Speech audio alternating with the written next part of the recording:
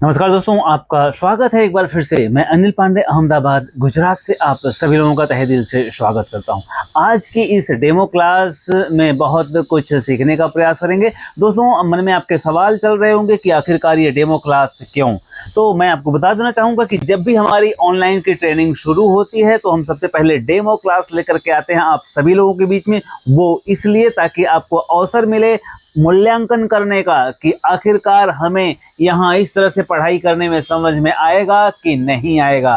क्योंकि दोस्तों, ये जो टेक्निकल लाइन है ना, पढ़ने में तो बड़ा मजा आता है, सुनने में भी मजा आता है, देखने में भी मजा आता है, लेकिन जब काम करने बैठते हैं, सर्किट सामने होती है ना, तो दिमाग के ऊपर चिड़िया घूमने लगती है। और इसीलिए कहीं भी क्लास लेने से पहले, इसीलिए किसी भी इंस्टीट्यूशन को ज्वाइन करने से पहले डेमो क्लास लेकर के अवलोकन करना बहुत जरूरी है। और इसीलिए हर ऑनलाइन बैच के पहले, हर ऑफलाइन बैच के पहले मैं डेमो क्लास जरूर लेकर के आता हूं। तो आज की इस डेमो क्लास में आप सभी लोगों का एक बार फिर से स्वागत है। और दोस्तों, बताना चाहूंगा कि आप देश के किसी भी कोने से हैं, कहीं से भी हैं, आप हमारे इस ऑनलाइन बैच में जुड़ करके अपने नॉलेज को बेहतर से और बेहतर की तरफ ले जा सकते हैं। अब सवाल यही खड़ा होता है कि हमें क्या क्या मिलने वाला है इस डेमो क्लास में। सवाल यह है कि क्या सिस्टम है, क्या शेड्यूल है, क्या टाइमिंग होगी, क्या क्या हमें यहाँ से प्राप्त होने वाला है। इस तरह के बहुत सारे मन में सवाल पैदा हो रहे होंगे आपके। तो दोस्तों, मैं इन सारे सवालों के जवाब आज क्लियर करने वाला हूं, लेकिन उसके पहले मैं अपना छोटा सा एक परिचय दे देना चाहूँगा। मैं अनिल पांडे, और आपने मेरी किताब पढ़ी होगी इलेक्ट्रॉनिक्स के एलसीडी रिपेयरिंग बुक, जो सबसे पहले हिंदी में लिखी गई थी, वो मैंने लिखा था। बहुत सारे लोगों ने मंगाया, बहुत सारे लोगों ने उसको पढ़ करके अपने नॉलेज को इम्प्रूव किया। उसके बाद आप लोग हार्ली इन्वर्टर इस्तेमाल करते हैं, हार्ली इन्वर्टर को भी मैंने बनाया। तो चले मैं आपको यहाँ पे दिखाता हूँ सारे प्रोडक्ट कि आपको ये क्लास क्यों लेना चाहिए, और थोड़ा सा हमारे बारे में। तो देखें, ये जो स्लाइड आप स्क्रीन पे देख पा रहे हैं, इसी स्लाइड को आपने देखा होगा। ज्वाइन बटन करके आपने क्लिक किया है और यहाँ बताया गया है कि 15 जून से क्लास शुरू होगी और 15 जुलाई को खत्म होगी। 11-12 2 दिन डेमो क्लास है। आज के दिन और कल के दिन आपको डेमो क्लास मिलेगी। उसके बाद 15 तारीख से क्लास शुरू होगी। और इस क्यूआर कोड को स्कैन करके बहुत सारे लोग ज्वाइन किए हैं ग्रुप में। तो जितने लोगों ने इस ग्रुप में ज्वाइन किया है, जितने लोगों ने क्लास में आने के लिए, डेमो क्लास के लिए एनरोल किया है, मैं एक बार फिर से उनका अभिवादन करना चाहूँगा। तो देखें, यहाँ पे लेखक के रूप में बहुत सारे लोग मुझे पहचानते हैं। आप सभी लोगों ने मेरी किताब मंगाई होगी।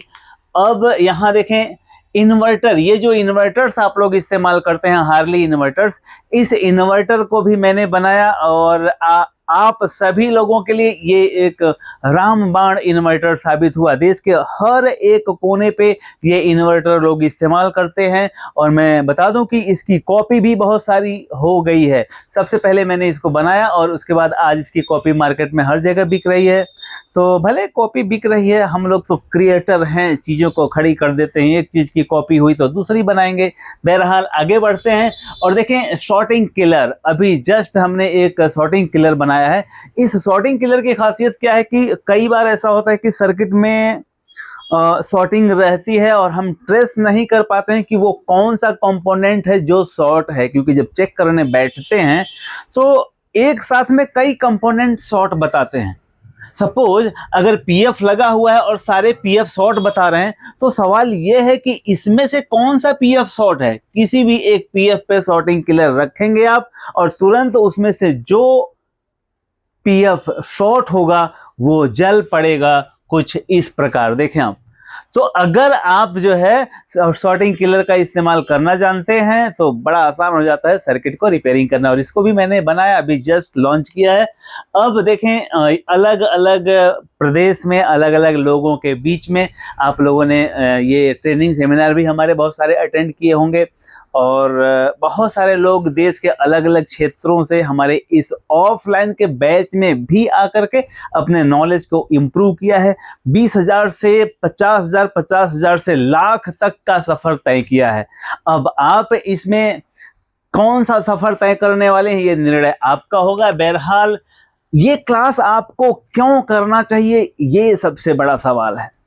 क्योंकि दोस्तों आप सब लोग तो अपने अपने फील्ड के माहिर हैं, किसी को 10 साल का अनुभव है, किसी को 2 साल का, किसी को 5 साल का और किसी को 40 साल का एक्सपीरियंस है। तो सवाल ये है कि आपको ये क्लास फिर करने की क्या ज़रूरत है, तो मैं बताना चाहूँगा। तो दोस्तों अब सवाल ये होता है कि आपको ये क्लास करने की क्या ज़रूरत है, क्योंकि आपको तो 5 साल का अनुभव है, किसी को 10 साल का अनुभव है, किसी को 20 साल का एक्सपीरियंस है इलेक्ट्रॉनिक्स का, तो फिर क्या ज़रूरत है क्लास लेने की। तो मैं बताना चाहूँगा यहाँ पे कि हर रोज़ नए नए अपडेट इलेक्ट्रॉनिक्स में आते हैं।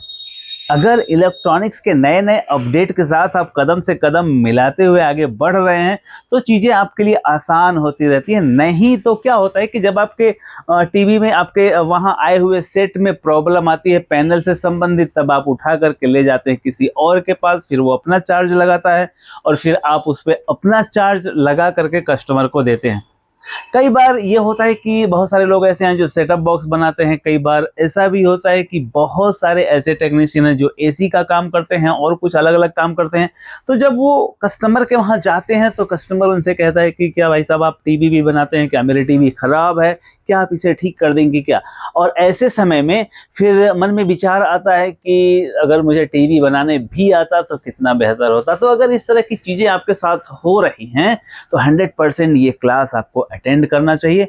दूसरी बात कि अगर आप पहले से काम कर रहे हैं और पैनल में आकर के आपकी गाड़ी रुक रही है तो सोचने का विषय है कि आखिरकार पैनल में आपकी गाड़ी रुक क्यों रही है, क्योंकि आप पैनल के इस अनसुलझे हुए बहुत सारे सवालों के जवाब नहीं जानते हैं। अब सवाल ये है कि वो अनसुलझे सवाल कौन से हैं जिसके जवाब हम नहीं जानते हैं। आइए मैं बताता हूँ। देखें यहाँ पे ये आपके वो सारे अनसुलझे सवाल हैं जो आप शायद नहीं जानते हैं, और अगर जानते हैं तो 100% अच्छी बात है, आपको क्लास लेने की कोई ज़रूरत नहीं है। लेकिन अगर इसमें से ऐसे सवाल आपको मिल रहे हैं जिसके बारे में आपको नहीं पता है तो ये क्लास आपके लिए बहुत बेहतरीन होने वाली है, क्योंकि इन सारे सवालों के जवाब हम इस बैच में देने वाले हैं। तो सवाल क्या है, पैनल में फ्लिकरिंग और बार का आना। फ्लिकरिंग आता है पैनल में और बार नीचे उतरता है, वो क्यों आता है, उसकी वजह क्या होती है और उसका सॉल्यूशन क्या है। उसके बाद बात आती है बक कन्वर्टर का इस्तेमाल कैसे करें, बक कन्वर्टर का इस्तेमाल करने में ध्यान देने वाली कौन कौन सी बातें हैं, क्योंकि बक कन्वर्टर का इस्तेमाल करने गए और पता चला कि जो पिक्चर बन रही थी वो भी चली गई। तो क्या बक कन्वर्टर के सही इस्तेमाल को आप जानते हैं, ये आपको यहाँ से पता चलेगा। गेट लाइन कहाँ से गुजर रही है कैसे पता करें, कैसे पता करें पैनल में किस तरफ शॉर्टिंग है, क्योंकि पैनल में शॉर्टिंग तो डिटेक्ट हो गई कि शॉर्टिंग की वजह से पिक्चर नहीं आ रही है, लेकिन अब शॉर्टिंग कहाँ है, किस तरफ शॉर्टिंग है, ये नहीं पता चल पाता है। उसके बाद पिक्चर का चिपकना, ओड इवन सीक्वेंस बहुत सुनने में आता है, ये ओड इवन क्या है। उसके बाद आप ओड इवन मॉडिफिकेशन के बारे में सीखेंगे, वर्टिकल बार आना, उसके बाद डायरेक्ट वोल्टेज ऐड करना। अगर वर्टिकल बार आ रहा है फिर डायरेक्ट वोल्टेज ऐड करके कैसे हम पैनल को ठीक करते हैं ये जानने को मिलेगा। और बार बार सेट का रीस्टार्ट होना, कौन सी लाइन ब्लॉक करनी है कौन सी लाइन ब्लॉक नहीं करनी है, इसकी समझ क्या आपको है। उसके बाद देखें आप 96 पिन वाली पैनल में सीकेवी लाइन कहाँ होती है, कहाँ ब्लॉक करें, क्योंकि कंफ्यूजन होता है उन पैनलों में जिसमें एक ही पट्टा रहता है 96 पिन का, उसमें सीकेवी लाइन कहाँ है, कैसे ब्लॉक करें, ये एक कंफ्यूजन रहता है। उसके बाद देखें कैसे पता करें कि पैनल में किस सेक्शन में प्रॉब्लम है, ये आप अगर डिसीजन ले पाते हैं तो अच्छी बात है, नहीं समझ में आता है तो इसमें बताया जाएगा। हर बार सीकेवी लाइन कटिंग करने की जरूरत नहीं पड़ती है, ये भी आपको पता चलेगा। एसटी पैनल में सीकेवी पर कितने वोल्टेज आने चाहिए, क्योंकि सारे पैनलों के सीकेवी के वोल्टेज डिफरेंट टाइप के होते हैं। तो ऐसे कितने पैनलों के सीकेवी वोल्टेज के बारे में आपको पता है, खास करके एसटी के सीकेवी वोल्टेज आपको मालूम है क्या। अगर ये सारी चीजें पता है तो अच्छी बात है, नहीं पता है तब आपको ये क्लास लेनी चाहिए। उसके बाद देखें रास्टर आता है परंतु पिक्चर नहीं आती। कई बार ऐसा होता है कि ब्लू रास्टर आता है या ऐसे व्हाइट रास्टर आता है लेकिन पिक्चर नहीं बनती, उसकी वजह क्या है। उसके बाद व्हाइट पिक्चर आने के क्या कारण हैं, मतलब आपने देखा होगा पैनल में पूरी पैनल व्हाइट आ रही है, उसके क्या कारण है ये आपको पता होना चाहिए। लो ब्राइटनेस आने के कारण क्या है, गामा वोल्टेज मिसिंग होने वाले सिम्टम्स क्या होते हैं, उसके वजह से क्या प्रॉब्लम होती है। उसके बाद वाइट पिक्चर आने के कारण सभी महत्वपूर्ण वोल्टेज आ रहे हैं फिर भी पिक्चर नहीं बन रही है, अब इसकी वजह क्या हो सकती है। क्या इन सारे सवालों के जवाब आपको पता है? अगर पता है तो बहुत अच्छी बात है, नहीं पता है तो 100% आप इस क्लास को ज्वाइन करें। और उसके बाद देखें कैसे पता करें कि प्रॉब्लम कहाँ है। सैमसंग पैनल में सीकेवी लाइन की पहचान क्या है, बिना ट्रैक काटे पैनल को कैसे ठीक करें, गेट लाइन को कैसे ट्रेस करें, सैमसंग पैनल में एक ही रेजिस्टेंस चेंज करके मैपिंग प्रॉब्लम को ठीक किया जाता है। शायद आपको नहीं पता होगा, अगर पता है तो अच्छी बात है।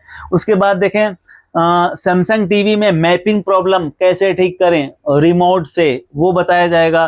सोनी सेट में आपको पता है कि सोनी एक ऐसा सेट है जो बहुत सारे विषमताओं से भरा हुआ है और हर प्रॉब्लम के लिए वो एक सोनी का अपना ब्लिंक कोड जनरेट करता है। तो सारे ब्लिंक कोड का मतलब आपको पता है? सारे ब्लिंक कोड आने पर उसे कैसे ठीक करते हैं, क्या आपको पता है? अगर नहीं पता है तो ये क्लास लेनी आपके लिए जरूरी है। देखें आप, उसके बाद रिपेयरिंग की अपॉर्चुनिटी किसमें ज्यादा है, पैनल में कौन सी पैनल में रिपेयरिंग की अपॉर्चुनिटी ज्यादा है। और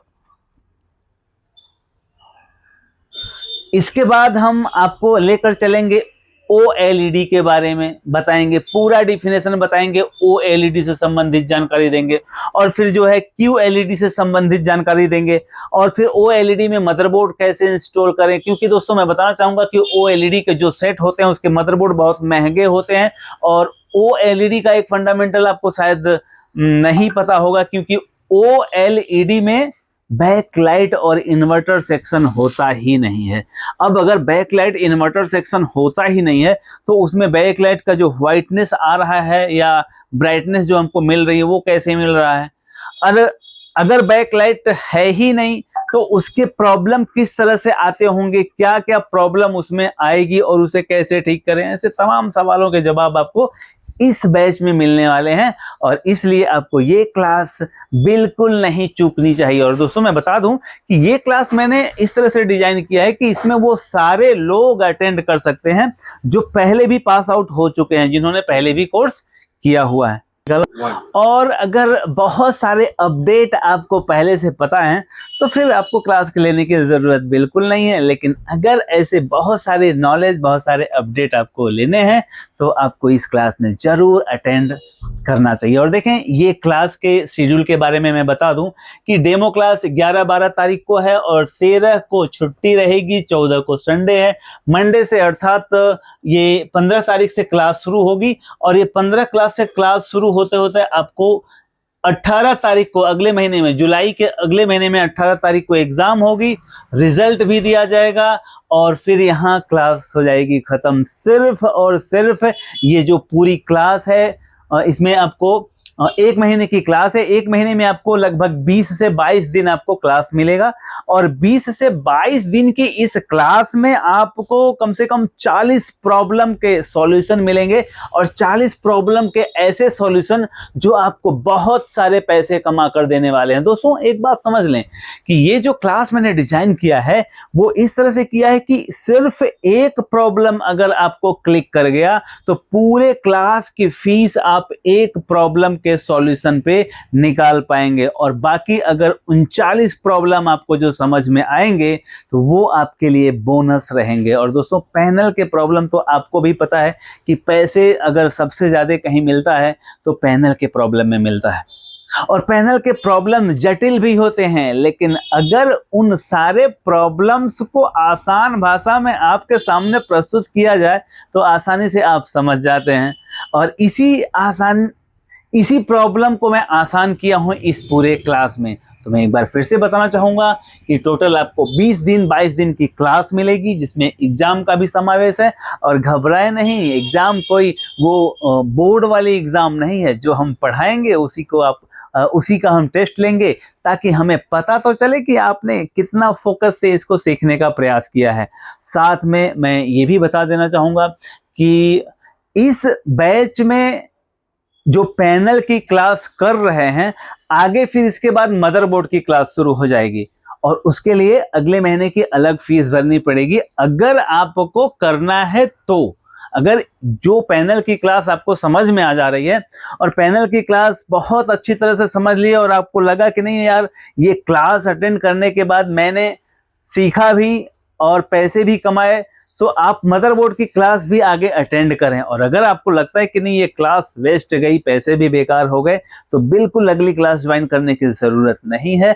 और वैसे भी बहुत सारे लोग, लगभग 4000 से ज़्यादा लोगों ने अपने नॉलेज को इम्प्रूव किया है और अपने नॉलेज को बेहतर किया है।